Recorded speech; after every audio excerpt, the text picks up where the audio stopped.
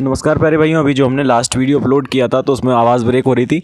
तो दोस्तों, मैं उस वीडियो में आप लोगों के कुछ 2-3 महत्वपूर्ण नोटिस देना चाहता था और साथ में एक जो न्यूज़ फैली हुई है तो उसका मैं यहाँ पर आपको लाइव क्लियरेंस देना चाहता था। तो मैं बताना चाहूँगा आप लोगों को।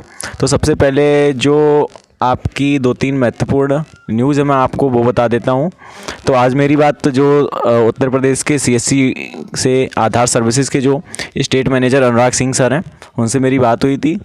तो उन्होंने मुझे बताया है। तो सबसे पहला जो आपका न्यूज़ है कि जितनी भी लोगों ने 10 अगस्त के पहले स्टैटिक आईपी फिल कर दी थी गूगल फॉर्म में, तो उन लोगों की स्टैटिक आईपी UIDAI के द्वारा वाइट लिस्ट कर दी गई हैं। तो अब वो लोग अपने मशीन को, अपने लैपटॉप को, अपने ECMP सॉफ्टवेयर को रजिस्टर करवा कर आधार का काम शुरू कर सकते हैं।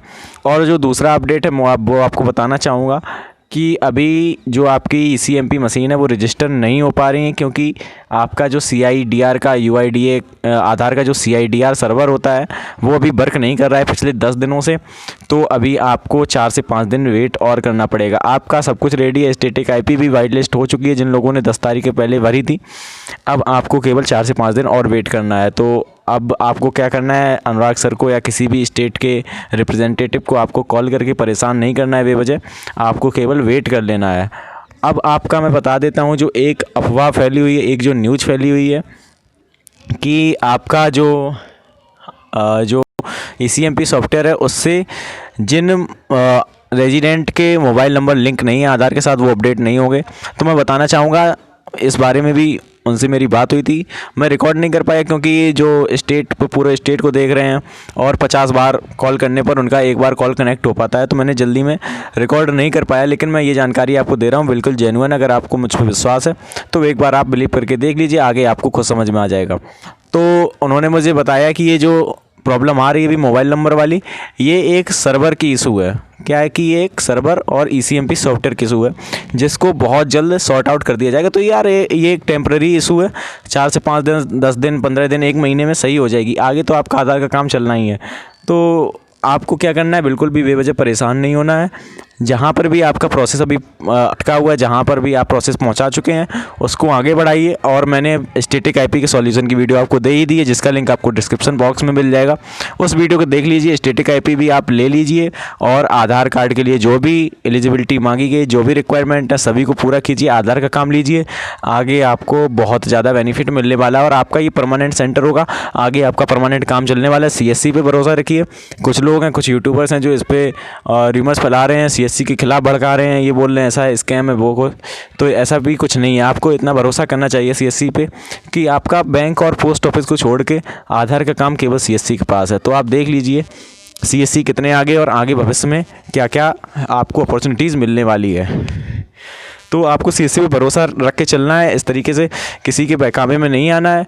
और जहाँ पर भी आपकी प्रक्रिया चल रही है उसको आगे बढ़ाइए। और अगर कोई दिक्कत आती है मुझे आप कमेंट कीजिएगा, उसका मैं आपको सॉल्यूशन निकालूंगा। तो आधार UCL का मतलब ही है यार, अगर ये भी जो डेमोग्राफिक डिटेल्स अपडेट करना, तो यहाँ पर भी देखो दिया गया है कि client software developed by UIDAI through which a resident can update his her demographic details like name, address, mobile number, email ID, date of birth. ये सभी चीज़ें आप चेंज कर सकते हैं। आधार कार्ड को प्रिंट भी कर सकते हैं, मोबाइल नंबर भी आप बदल सकते हैं। अगर आप किसी रेजिडेंट का मोबाइल नंबर नहीं लगा पाएंगे तो आपके सुपरवाइज़र होने का फ़ायदा ही क्या है।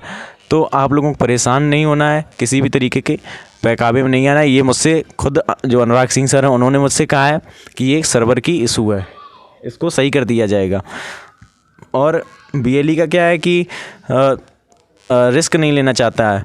तो मैं मानता हूँ कि आप लोगों की इनकम ज़्यादा नहीं है, तो लेकिन फिर भी आपको रिस्क लेना तो सीखना ही होगा। और आपको कोई भी बिज़नेस करना है, कोई भी फ़ायदा लेना है तो थोड़ा बहुत आपको रिस्क लेना पड़ेगा। और इसमें आपकी कोई ये कह रहे हैं कि बहुत ज़्यादा बर्बादी है, तो ऐसा भी कुछ आपका नहीं है। लैपटॉप जो है वो आपका रहेगा, सिंगल फिंगरप्रिंट डिवाइस आपको और भी चीज़ों में यूज़ कर सकते हैं, बैंकिंग में यूज़ कर सकते हैं, सभी जगह यूज़ हो जाएगी आपकी।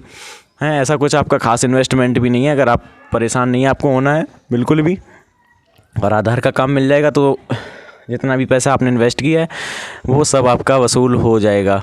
तो टेंशन नहीं लेनी है। और अगर आप अभी नहीं लेंगे लोगों के बातों में बहकावे में आकर, फिर आपको लोगों को मिल जाएगा और इनकम करेंगे, आप लोग देखते रह जाएंगे। तो इस तरीके से किसी के भी बहकावे में नहीं आना है। और एक वीडियो में एक चीज़ बताना चाहूँगा कि मैं आप लोगों से अभी तक रिक्वेस्ट नहीं करता था कि चैनल को सब्सक्राइब मत कीजिए। मैं वीडियो में नहीं बोलता हूँ किसी भी वीडियो में, तो प्लीज़ आप लोग इस चीज़ को भी समझिए। वीडियो को ज़्यादा से ज़्यादा शेयर कर दिया करो यार, और सपोर्ट मिलता रहेगा तो इसी तरीके की न्यूज़ आगे मैं आपको सबसे पहले देता रहूँगा। इसी तरीके से लोगों को एक्सपोज करता रहूँगा। यूट्यूबर्स का क्या है, वो आपको बस भड़काने की कोशिश करते रहते हैं। और कोई भी अगर आपको प्रॉब्लम आए आगे तो आप मुझे कमेंट कीजिएगा, उसका मैं जवाब आपको ज़रूर दूँगा। धन्यवाद।